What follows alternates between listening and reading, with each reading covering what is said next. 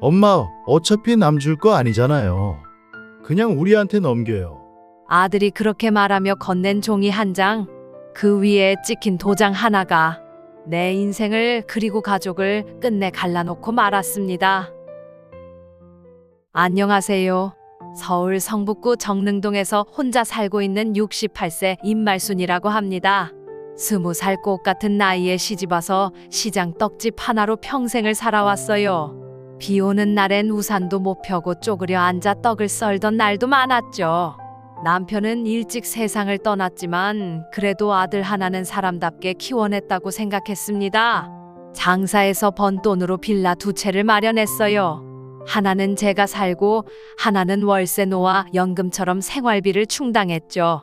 그런 저에게 아들은 항상 고맙다고 했고 며느리도 저를 어머님이라며 깍듯이 대해줬습니다. 그런데 어느 날 아들이 그러더군요. 엄마, 요즘 부동산 시장이 많이 달라졌대요. 아는 형이 이쪽에선 전문가인데 한번 상담만 받아봐요. 그때까지만 해도 저는 그게 제 인생을 송두리째 바꿔놓을 시작이 될 줄 몰랐습니다. 오늘은 그 상담 한 번이 부른 끔찍한 배신의 이야기를 들려드리려고 합니다. 결혼하고 처음 살던 집은 정릉시장 뒤편 반지하였습니다. 방바닥에 물이 올라와 신문지를 깔고 잤고 겨울이면 보일러도 잘 안 돌아갔죠. 남편은 공사판, 저는 시장 떡집. 손에 밀가루가 묻지 않은 날이 없었어요. 그래도 한 푼 두 푼 모아서 아들 학원비는 꼭 끊이지 않게 했습니다. 그 아이가 학교에서 100점 맞아오면 세상 부러울 게 없었습니다. 새벽마다 가래떡을 썰며 우리 아들은 다를 거야. 그 말을 수십 번 되뇌었죠. 남편은 아들이 고등학교 졸업하고 얼마 지나지 않아 간암으로 세상을 떠났어요. 여보, 자식 하나 잘 키운 게 내 인생의 전부야. 그 말을 마지막으로 눈을 감았죠. 그날 이후 저는 아들만 보고 살았습니다.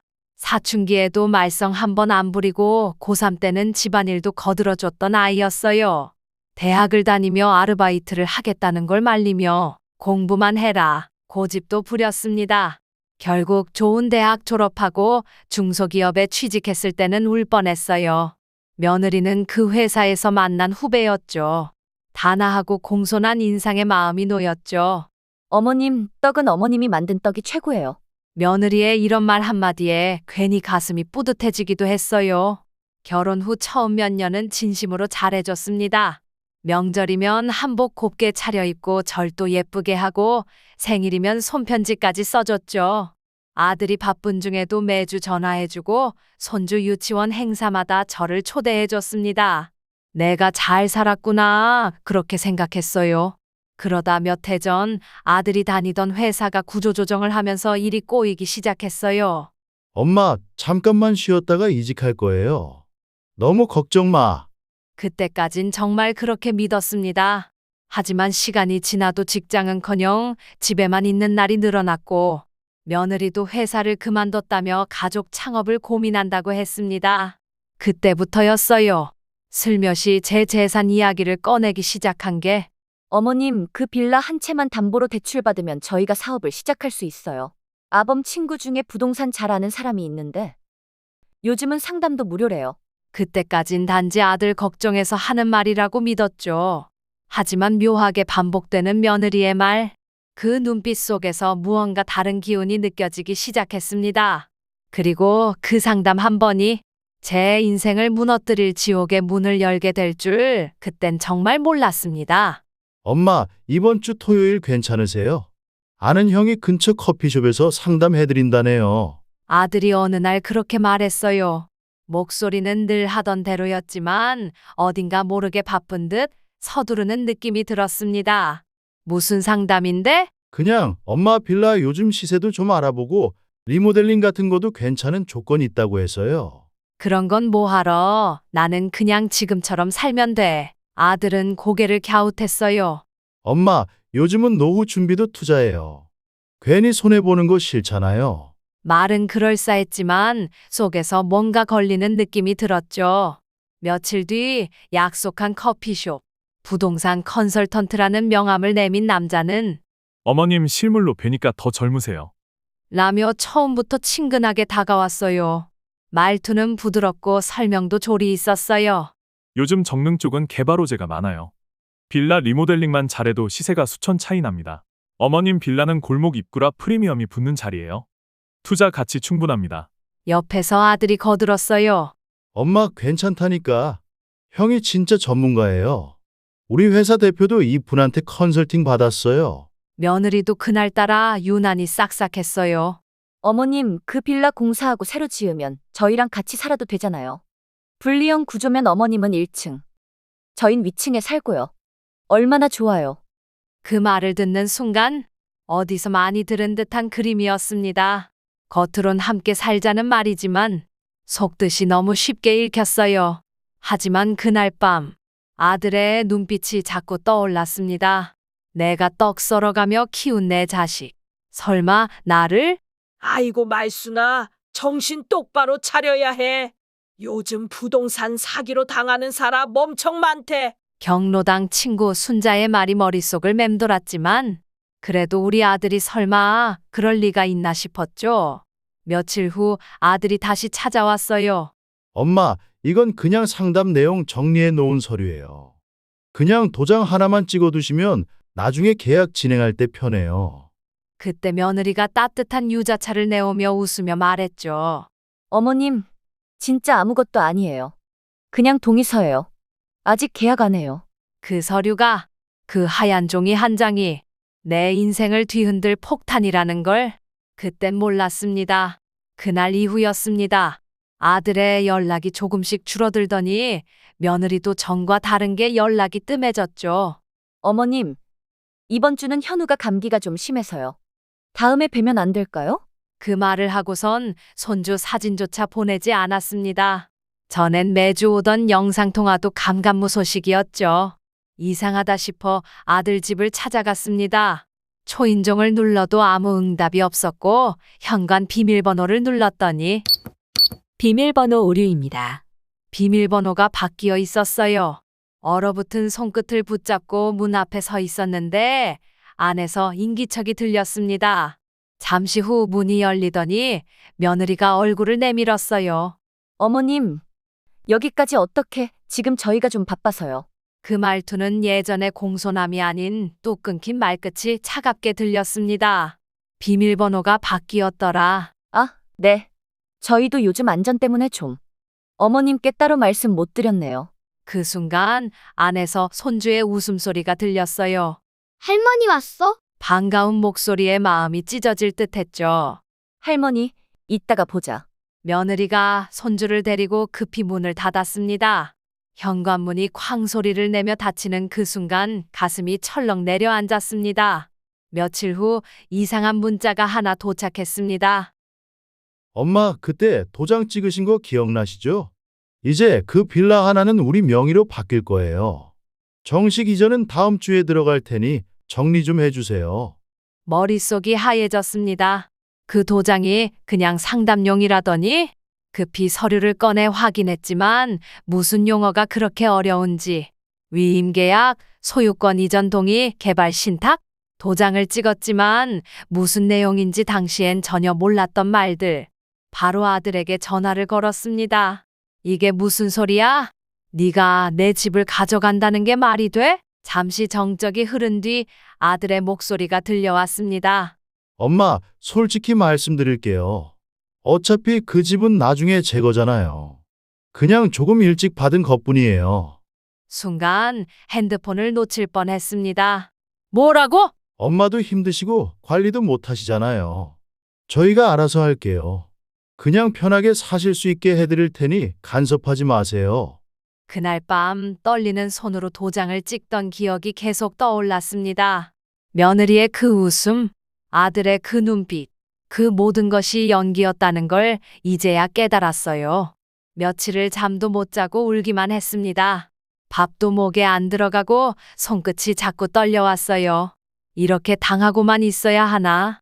그런데도 가슴 한구석엔 아직도 내 자식인데 라는 미련이 남아 있었죠. 그 즈음 아들이 다시 찾아왔습니다. 손에 따뜻한 호빵을 들고. 엄마, 내가 잘못했어요. 갑자기 일이 커져서 엄마 놀라셨지? 눈빛이 조금은 진심 같기도 했습니다. 처음엔 그냥 투자하려던 거예요. 엄마도 좋은 집에서 살게 해드리려고. 근데 상황이 이렇게 돼버렸어. 한참을 말없이 있던 저에게 며느리도 덧붙였습니다. 어머님, 저희가 욕심냈어요. 죄송해요. 그래도 저희 어머님 버릴 생각은 없었어요. 그 말에 눈물이 왈칵 쏟아졌습니다. 그럼 이 집 다시 돌려주는 거냐? 아들은 말없이 고개를 끄덕였습니다. 명예 이전 취소하려면 절차가 좀 복잡하긴 한데 변호사랑 상의해 볼게요. 순간 가슴이 놓이면서도 어딘가 찜찜한 기분이 가시질 않았습니다. 며칠 후 며느리가 먼저 찾아왔습니다. 어머님, 명의는 당장 돌리긴 어렵지만 어머님 편하게 사실 수 있게 도와드릴게요. 관리비나 공과금은 저희가 다 낼게요. 그 말이 어딘가 어색했습니다. 도와준다는 말보단 관리를 맡겠다는 말처럼 들렸거든요. 그리고 며칠 지나지 않아 이상한 일들이 벌어지기 시작했습니다. 경비 아저씨가 말하길 며느리 되시는 분이 감시 카메라 설치하라고 했어요. 혹시 모르니 어르신 안전 지켜야 한다고. 집 현관 앞에 CCTV가 하나 달려 있었고 누군가 계속 제 생활을 지켜보는 느낌이 들었죠. 며느리는 마트 영수증까지 하나하나 체크하며 말했습니다. 어머님, 요즘 현금 많이 쓰시는 것 같아서요.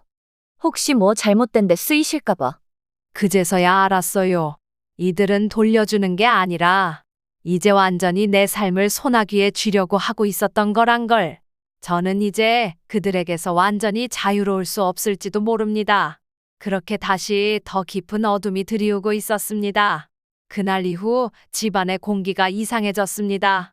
아들이 설치해준다고 한 스마트홈 기기는 마치 감시 장치처럼 느껴졌고 현관 앞에 달린 CCTV는 무언의 압박처럼 저를 짓눌렀어요. 어머님, 요즘은 이런 시스템이 필요해요. 노인들 낙상 사고 많잖아요. 며느리는 그렇게 웃으며 말했지만 그 웃음이 너무 날카로워서 가슴이 싸늘해졌습니다. 어느 날은 이웃집 할머니가 그러더군요. 말순 씨, 혹시 며느리한테 용돈 받는 거야? 어떻게 알았어요? 내가 준 된장가. 며느리가 카톡으로 물어보더라고. 어머니가 어디에 돈을 쓰시는지 관리가 필요하다면서. 그 말에 등골이 오싹해졌습니다. 카드 결제 내역은 물론 통장 입출금도 확인하고 있다는 사실을 알게 됐죠. 며느리는 이제 걱정이라는 이름으로 제 일거수일투족을 확인했습니다. 어머님, 오늘 마트에서 뭐 사셨어요? 어머님, 혹시 친구분들이랑 어디 다녀오셨어요? 요즘은 사기꾼들도 많으니 낯선 사람 만나지 마세요. 그 모든 말이 마치 제 판단을 부정하는 것 같았어요.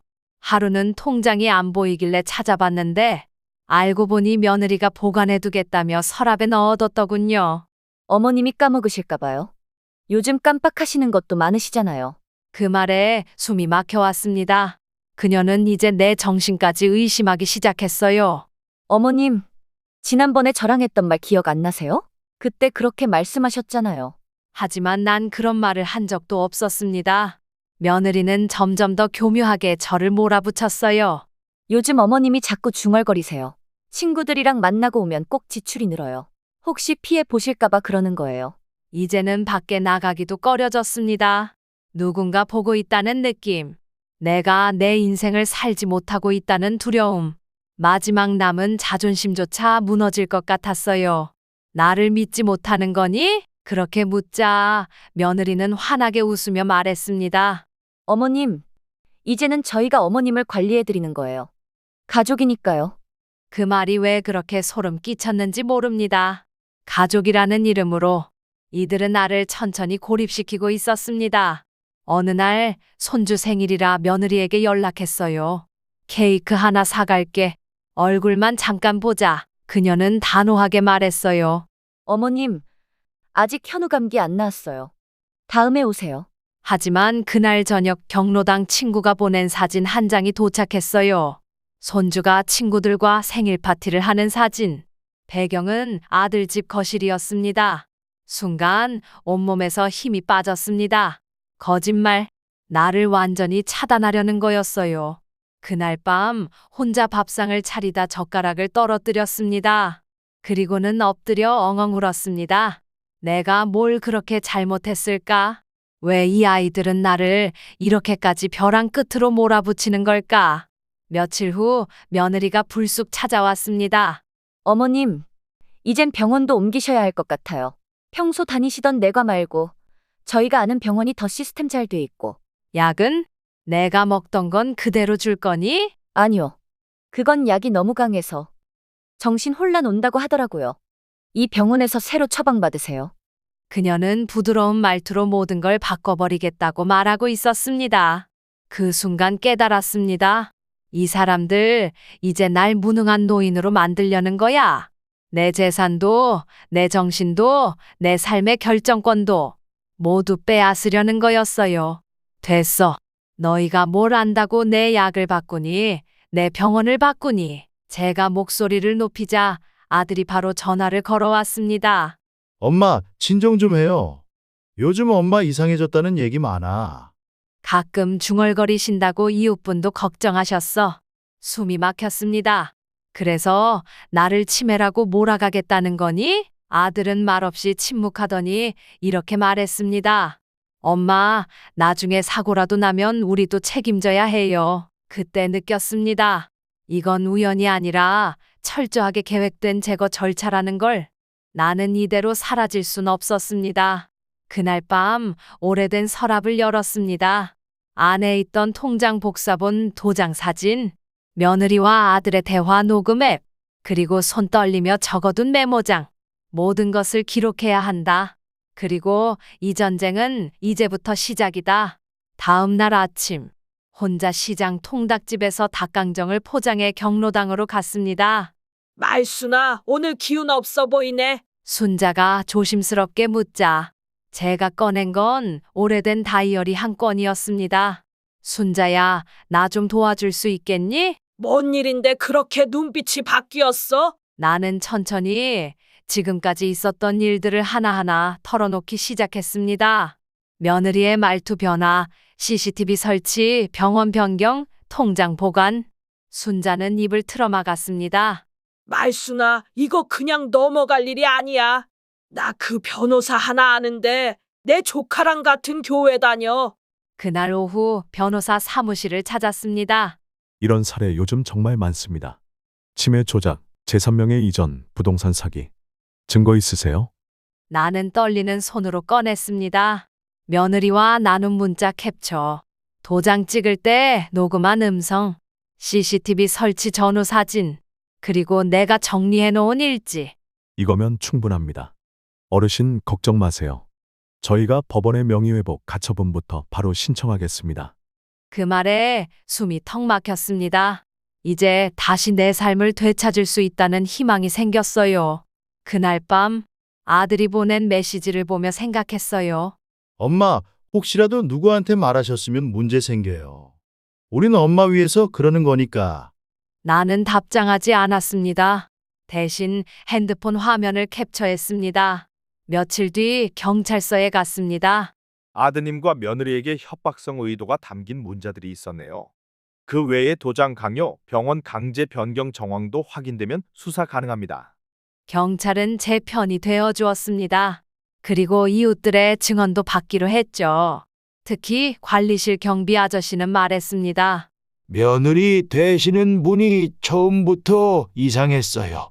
자꾸 깜빡깜빡 하신다며 CCTV 설치 요청하고 심지어 주민들에게도 혹시 이상한 행동 보이시거든 꼭 말씀해달라고 하더라고요. 그 말이 증언으로 채택되었습니다. 그리고 변호사는 말했죠.